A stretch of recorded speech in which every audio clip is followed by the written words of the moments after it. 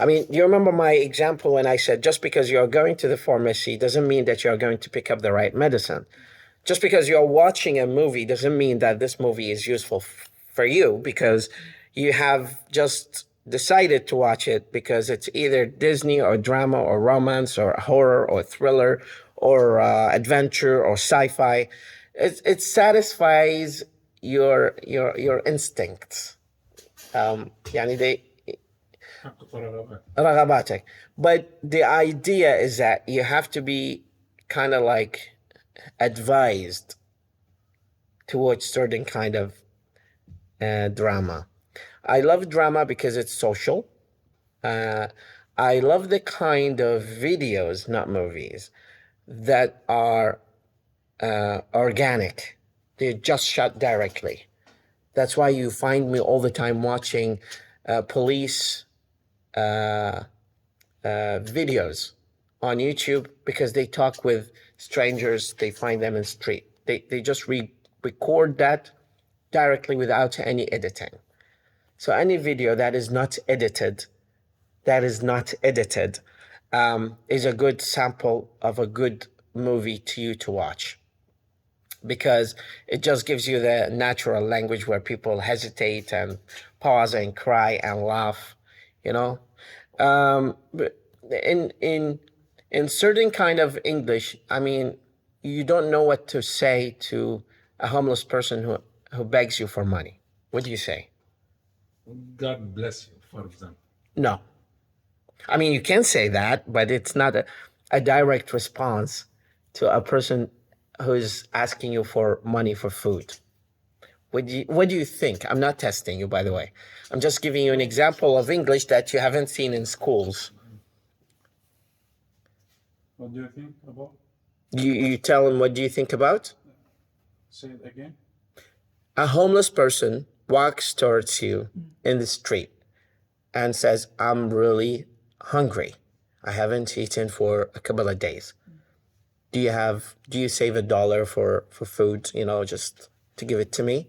What is your response? I give it one. You're actualizing a response. So you're moving from not responding directly through words, but through actions. And this is not my concern. My concern is, what is your response to him if you want to say, yes, I have, or no, I don't? Maybe first I advise him to search for work or change his actually life. That's one option, thinking out of the box. Thank you. Any other options? No, in English. يعني هذا حكي العربي انه اذا ما اريد امضي شغله، يعني المطلوب انه اذا ما اريد امضي. I don't have money. لا يعني لا. But that's you know, that's different. You know, cultures are different. Yeah. But the thoughts are the same. Our culture are different. Like here, symbols and codes, these are the languages that we use to refer to an object or a philosophical point. But the thought is the same. The ideas are the same. Now, yesterday I had a class with a friend of mine. He's a brigadier, Amid, in the Iraqi army. And he mentioned the word ويطق تدريج. Yes. Now, in English, we have an expression for that. In English, we say at the crack of dawn. So, but it's formal. And it's very common in English. We just have an Iraqi, you know, domestic expression, domestic, يعني محلي, expression to refer to that. So the idea is that whatever you're thinking about has been thought about before, or is thought about in other cultures, but differently. If you don't have money, you say, I don't have any change. I don't have any change. Change هي الخردة. So you don't have any change. If you have change, yeah, I have change. Here you are. If you go to a barber shop, to a hairstylist, and you want to cut your hair short. You have to know what you are going to say. That is something that is not taught at schools here, sadly. Like they do not teach you the real life situations. They just teach you the ideal situations. Like a teacher getting in the classroom, smiling, but they never say what happened with his wife the day before when she did not cook dinner for him, or when she spent all of his salary, buying, Cosmetic, for example. Dior cosmetics or, a pair of glasses for like that amount of money, So the idea, honestly, a lot of textbooks are idealistic in a way. يعني مثالية. فبالتالي مدى تعكس يعني فمن تيجي تاخذ على أرض الواقع ما يصير لها compatibility تطبيق أو application إنه ما متطابقة يعني. There's like, I swear, this has happened to me. I was invited to a Russian teacher. She's my teacher in the United States. She had a son, and he was really little.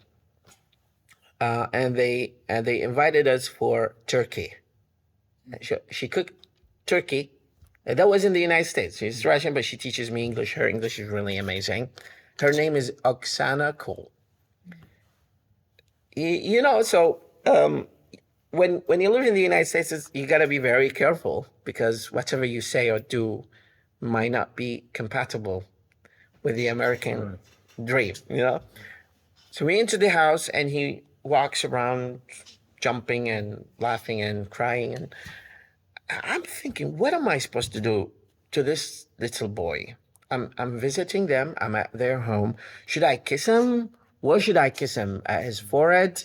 At his hand? Should I touch him or not? I mean, so you come up with these kind of questions. This is something you will never see taught at schools here. You will never. If you shout him and teach him. it's actually completely different culture, but you need to understand how to respond to this kind of situations. I mean, have you seen any kind of situations like these? I was there for many times outside of Iran, and dealing with this situation exactly like you. Sometimes I don't know what should I do for this situation. But that's the first step. What should I do? That's the first step. Like in Indonesia, I think you should never put your hand at the head of a child. You should never. It's actually forbidden.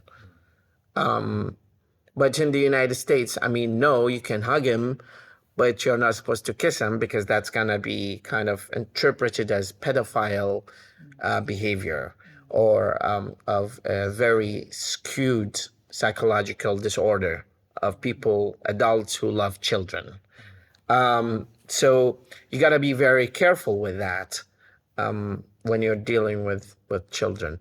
Plus, most of the time, you're not going to see children a lot because they spend most of their time at school until 5 p.m. And in the evening, they always study at their separate rooms, ideally speaking. Have you had any kind of other situations like that? You should read about any country you want to visit. Yeah, that's the culture shock. There are certain, situations where you're going to be very, very careful. I mean, in reality, we have seen things, maybe I'm not supposed to say them here to you. The first shock to me was when my professor introduced his boyfriend to me. And he said, "This is my husband." And that was at university. And I was like, so the idea is that you have to be very patient with that kind of strange culture to your culture. You gotta be very careful, but not judgmental. Slowly and carefully, but not judgmental. That's one of the situations, probably. Other situations are probably high or less sensitive than this kind of topic, but it's part of, you cannot cut off culture from traditions, from language. So it comes as one package. So you have to take it all, or some people decided to leave back home. My students, just my friends, some of them, they didn't find that the culture is, useful to them and conducive to their learning. They were misfit. You should respect your culture. You definitely respect your culture, but as well, I mean, you're hosted there, you're a guest there, so you should not be very judgmental on what they do. Just don't tell them what they're supposed to do or they are not supposed to do. It's a kind of like weird thing if you keep doing that. I'll tell you this story and then I'll shut up. I was, when I arrived there, I had difficult time finding affordable. بالمناسبة cheap or affordable مو نفس الشيء. Affordable housing. So I lived with an American family for a year, and that was the best year of my life. I learned so much from that. An old lady and her dog, they taught me about American culture more than anything that I've seen in my life or in my study there. So I was in apartment 417. Okay, it's a complex compound. The apartment next to me, please, yeah, go ahead. The apartment next to me was 416. And when we arrived there, it was just starting a new classes at campus, and we started English lessons. And then one evening we heard a knock at the door. I was from Wasat, and my friend was from Mosul. His name is Adnan. He's a professor of English at Qatar University right now. So we heard a knock at the door. It was night? It was in the evening. So we opened the door. We opened the front door of the apartment, and there was a very nice, beautiful lady. And she said, "My name is Luba. I'm your neighbor. And we would like to invite you, me and my roommate, to a nightclub to have dinner." Or nightclubs, they are very respectful, by the way. It's not like people having guns and dancers and things like here.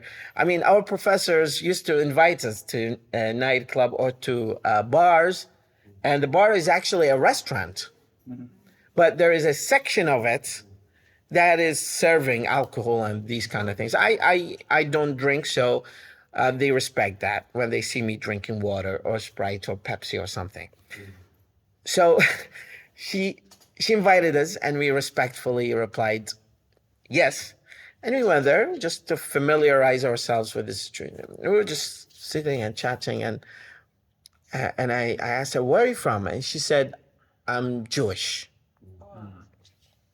So a person who hasn't left Iraq, lived under Saddam Hussein's regime, made everything Jewish looks satanic to you and devilish. And I had that. That was one of the most embarrassing situations that I regret, honestly, until now. I was so kind of like embarrassed with what she said. Then I spent like 5 minutes and I left back, and I left them at the restaurant. And up until now, I'm really regretting that. They had nothing to do with Palestine. She was just Jewish girl, and she was my roommate. Then later we became friends, and we graduated together. She still lives in California right now. But the idea is that you have to be not judgmental and careful and patient with everything you see. There's a difference between Jewish and Zionist. There is a huge difference, a very huge difference. Even Jewish themselves. They defend the case of Palestine. A lot of them in the United States, but they cannot do anything. You know, there's big chasm between politics and, normal people. Yeah, the lobbies. Lobbying are really Zionist. kind of, strong politics there. I mean, Governments are the people, different people. and you cannot, the problem is that because it's an individualistic culture, it's really hard to find a team of people supporting you because it's you and your phone application.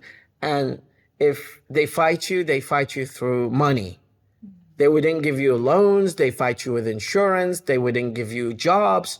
And then you'll lose your life. You'll be homeless, asking me for change. So the idea, these kind of lobbying politics going on is really, something powerful in the United States. There was this professor who used to say, like, if you wanna, who controls the country, think of the person you cannot criticize in the country. This is the person who's ruling the country. So going back, any other questions? Yes, د.وليد, I watch your video on YouTube. On YouTube. Stories. On YouTube. On YouTube. It is so interesting and nice. But I ask you about the use of tense. First of all, you use the past tense as you said before to us.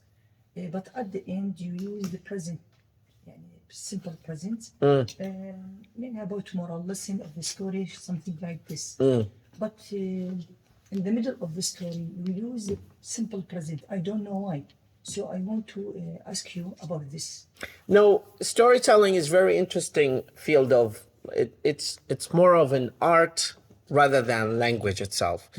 When we tell a story, when I create this kind of lesson, and I'm sorry I'm taking you from the kind of discussion that we have to something more technical. Storytelling is about telling something in a very approachable and simplistic way. It's really easy to complicate things, but it's really hard to simplify things. Yes. I try to simplify the tenses and not go through the depth of tenses and aspects of language because my target is to help people understand me, not to be impressed with what I say. No, if you don't mind, I'm sorry for if I interrupt you. I am not want to ask you why you use. At the beginning, you use past tense. It's okay. Yeah. But I want to ask you, in which case we can use simple present if we put the speech between two brackets, something, just like example, farmer and the butter. When the farmer replied that I am illiterate and Illiterate. and I am so primitive. See, This is in simple present. It's okay. So this is, well, we can spend ad nauseum. We can talk ad nauseum about it. Ad nauseum يعني إلى infinity. Reported speech should be reported in the present simple. Of course. So when I was talking to Intidar,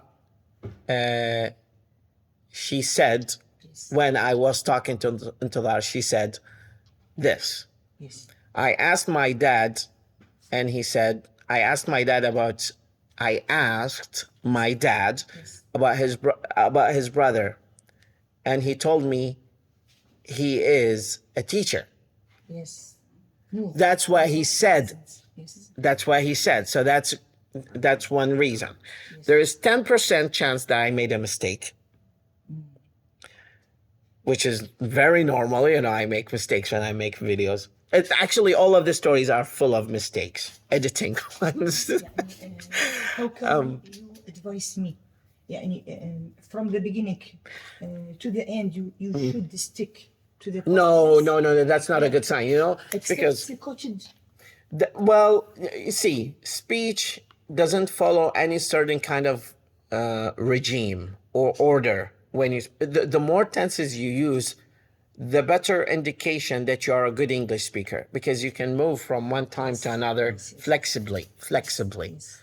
But if you just stick with one tense, that's going to be boring. You're definitely at some point you're going to make a mistake. Yes. Obviously, just because you're sticking with one tense. Three, there is no way that life is about present simply.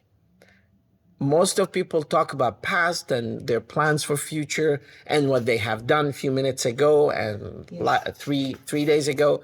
So the diversity, the change of tenses is very normal. It's actually not changing tenses is not normal. So, but in storytelling, there is difference between what I design and give to audience and what reality is. I give it in very simplistic way for the majority of people to understand. But I can complicate it, and I guarantee you less people will watch it. I used to make videos only in English, and less people were just watching. When I added the Arabic subtitle, more people started to watch. When I simplified it, more people started to watch. Like, I've been making hundreds of, videos, but when I created 20 sentences that are really basic, it got 50,000 views in 1 week. Because people like to watch what they understand. So if I'm just talking Greek to them, they wouldn't understand what I'm saying. And then I'll be just pretending or showing off. Sometimes I do, because I kind of like create a model for PhD students or master degree that you can be at this level or higher. And so we need that. Thank you so much. Any other questions before we move on? Yes. So right now, actually, I am just watching and listening. I ask you for advice to me. What the second step? Okay, so there's no one way.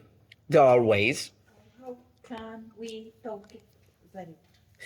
Okay, so I tend to not go with theory. I like to go practice and numbers, practical. I have created a small manual. You can reach me out through my page, and I can send it to you. You can have a look at it. It has a plan for a month, a plan for 3 months, and a plan for a year. And every one of these plans is interconnected with the other plans. You can make use of it. It has the most common words that you need. It has tips for learning, pronunciation.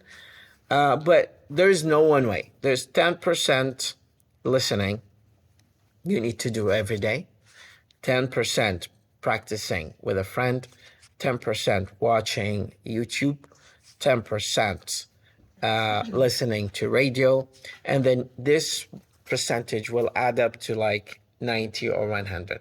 So the more you do this again and again and again and again and again, the better you become. And I have seen people who lived in their childhood in the United States, and they came to Iraq and they stopped practicing English. One of them is a girl in Nasiriyah. Now her English is really basic. She lived and she was born in the United States. She lived there during her childhood, but now she doesn't speak English well because she stopped practicing. So no matter what you do, if you do not practice, if you stop practicing, just the moment you leave the classroom, your level will drop. 1 hour after you leave the classroom, 60% of what we discussed in the classroom will be forgone and forgotten, You only are left with 40%, and the investment is in the 40%. So you have to make the 40% steady and consistent, That's the When point. you're talking with us, you use a clear word and slow and talking. You mean now? No, Or on videos? no, or video. But we, in reality life, when we talk with somebody, he's talk fast. Well, first, I understand. I understand the problem and the difficult situation you face here. Maybe you're not talking to a teacher. Maybe the person is somebody you don't know. Maybe the kind of connection with you is not that quite in higher level. Also, people do not respect that sometimes there is language adjustment. منظم لغوي. If I understand that you're not in an advanced level, I will adjust my language to be simpler. And the lower, the simpler the language will be. To the point that sometimes when native speakers teach English in this kind of context, they need an assistant who speaks Arabic in some schools, in primary schools, for example. So the point is, it depends on the other person.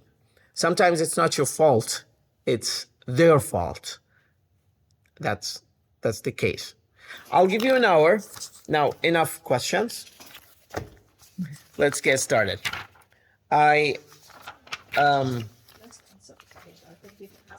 Huh? Excuse me. طب خلينا يعني مع اسمه المستقبل هذا with my Colleagues. colleagues. Main condition, it's breaking up kidney stone or late purpose or fragmenting stone. You got the question? Which better? Where did you get the term from? Translator. Translator, breaking down, Breaking up kidney stone. breaking up or breaking off? Breaking up kidney stone or lithotripsy or fragmenting of stone. I think the second one is medical because it has the litho, and this is very common among doctors. But if I am going to say it, I'm going to say she had a stone to break off. But breaking off is dismantling. Fragmenting what? لا تجزئة. اكو هو مصطلح سياسي طبعا society fragmentation اللي هو التشظي الاجتماعي. كلش مصطلح شائع بالاواسط الدوليه خاصه المنظمات الدوليه يستخدموه. يعني سياسي political أكثر مما هو medical. It's not scientific. Does that mean it's not the right one? It gets the point. I understand what you're saying, but neither yours or mine is the most accurate one. We need a doctor to tell us which one is the most accurate one. كل يؤخذ من قوله ويرد عليه إلا صاحب هذا القبر. I cannot guarantee. أعتقد الإمام مالك يمكن مو بالتحديد هاي المقولة يعني بس. Thank you very much. Thank you, sir. Let's get started with the test. Take one. Final exam. It's It is something like a quiz. let me put it in a very romantic way. It's a friendly quiz to test my ability to design tests. Wallahi, it's very easy. Yani it's,